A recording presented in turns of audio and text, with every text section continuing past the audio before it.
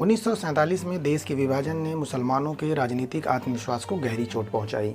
पाकिस्तान जाने और भारत में रहने वाले मुसलमानों के बीच आत्मविश्वास का माहौल पैदा हो गया।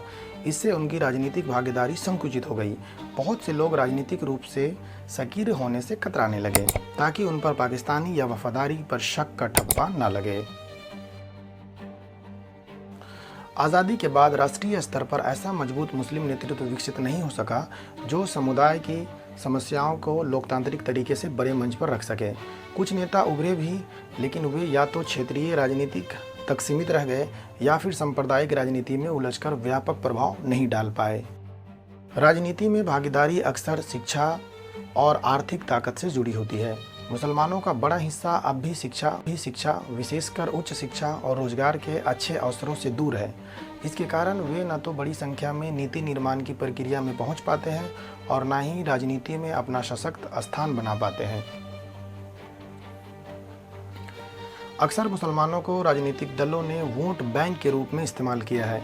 चुनाव आते ही उनके मुद्दों पर बातें की गईं, लेकिन चुनाव के बाद वे समस्याएं नज़रअंदाज कर दी गईं। इससे राजनीतिक चेतना का विकास तो हुआ, लेकिन वास्तविक राजनीतिक सशक्तिकरण नहीं हो पाया।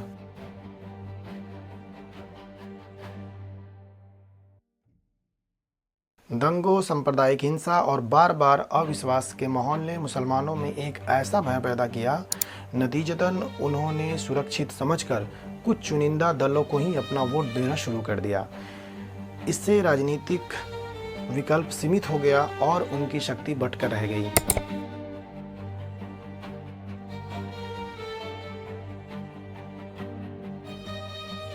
सभा और विधानसभाओं में मुसलमानों की आबादी के अनुपात में प्रतिनिधित्व बहुत कम रहा है।